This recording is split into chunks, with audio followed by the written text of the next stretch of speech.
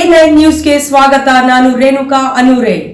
ಮಂಡ್ಯ ನಗರಕ್ಕೆ ಆಗಮಿಸಿದ ಸಮಾಜ ಸೇವಕ ದಲಿತ ಸೇನೆ ರಾಜ್ಯಾಧ್ಯಕ್ಷ ಎಂಎಸ್ ಜಗನ್ನಾಥ್ ಅವರನ್ನ ಮಂಡ್ಯ ಜಿಲ್ಲಾ ರಾಷ್ಟ್ರೀಯ ಬಸವದಳದ ಅಧ್ಯಕ್ಷ ವಕೀಲ ಎಂ ಗುರುಪ್ರಸಾದ್ ಅವರು, ಸಮಾಜ ಸೇವಕರಾದ ದಡದಪುರದ ಶಿವಣ್ಣ, ಎಂಆರ್ ಮಂಜುನಾಥ್, ಸ್ವಾಮಿಗೌಡ, ಬೇಬಿ ಸಂಪತ್ ಸೇರಿದಂತೆ ಅನೇಕ ಗಣ್ಯರು ಜಗನ್ನಾಥ್ ಅವರನ್ನ ಸ್ವಾಗತಿಸಿ ಸನ್ಮಾನಿಸಿ ಗೌರವಿಸಿದರು. ನಂತರ ಆ ಸಂದರ್ಭದಲ್ಲಿ ಅವರು ಮಾತನಾಡಿದರು.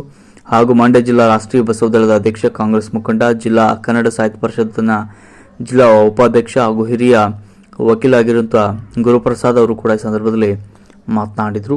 ಇನ್ನು ಜಗಜ್ಯೋತಿ ಬಸವಣ್ಣನವರು ಕನ್ನಡ ನಾಡಿಗೆ ಅಪಾರವಾದ ಕೊಡುಗೆ ನೀಡಿದ್ದು, ಹಲವಾರು ವಚನಗಳನ್ನು ಕನ್ನಡದಲ್ಲಿ ಬರೆಯುವ ಮೂಲಕ ಕನ್ನಡ ಭಾಷೆಗೆ ಹೆಚ್ಚು ಒತ್ತು ಕೊಟ್ಟಿದ್ದಾರೆ ಅಂತ ಹೇಳಿದರು. ಈ ಸಂದರ್ಭದಲ್ಲಿ ಸಮಾಜ ಸೇವಕ ದಡದಪುರ ಶಿವಣ್ಣ ಸ್ವಾಗತಿಸಿ ಕಾರ್ಯಕ್ರಮವನ್ನು ನಿರೂಪಣೆ ಮಾಡಿದರು. ನಮ್ಮ ಮಂಡ್ಯ ನಗರಕ್ಕೆ ನಮ್ಮ ಅನೇಕ ಸಂಘಟನೆಗಳಲ್ಲಿ ಸಾಕಷ್ಟು ವರ್ಷಗಳಿಂದ ಅನೇಕ ದಶಕಗಳಿಂದ ಹೋರಾಟ ಮಾಡ್ತಿರ್ತಕ್ಕಂಥ ನಮ್ಮ MS ಜಗನ್ನಾಥ್ ಅವರು ಸಾಮಾಜಿಕ ಹೋರಾಟಗಾರರು.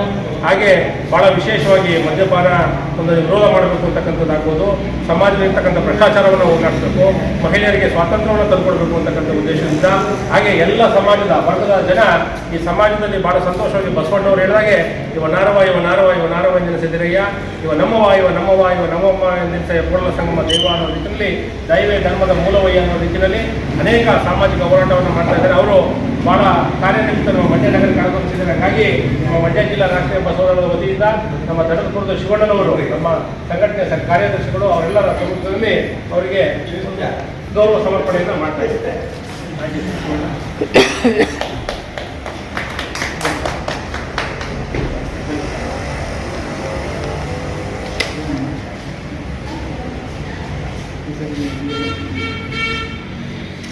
ನಮಸ್ತೆ.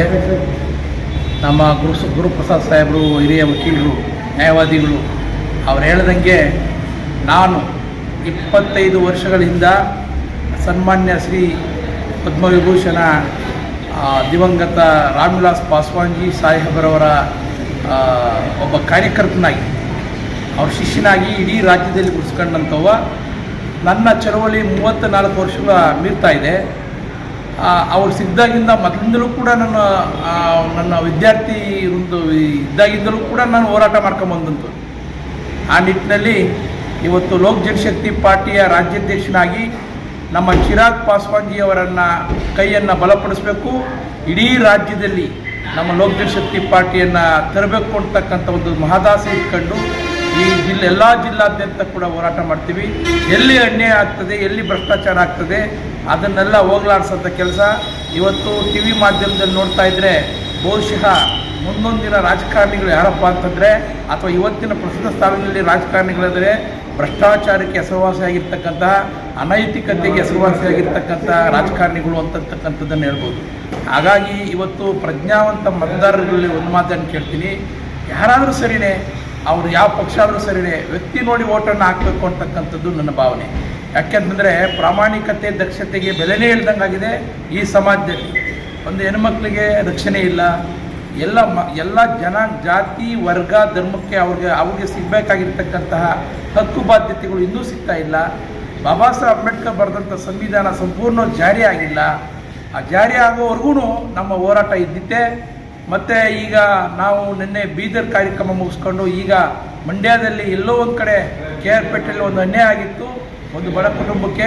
ಆ ಅನ್ಯಾಯದ ಪರವಾಗಿ, ಆ ಅನ್ಯಾಯಕ್ಕೆ ನಾವು ವಿರುದ್ಧ ನಿಂತ್ಕೊಂಡು, ನಾವು ಏನು ನೊಂದವ್ರಿಗೆ ಅವ್ರಿಗೆ ಪರವಾಗಿ ನಿಂತ್ಕೊಂಡು ನಮ್ಮ ಮಾನ್ಯ ಜಿಲ್ಲಾಧಿಕಾರಿಗಳಾದಂಥ ಕುಮಾರ್ ಸಾಹೇಬರನ್ನ ಭೇಟಿ ಮಾಡಬೇಕು ಅಂತ ಬಂದ್ವಿ.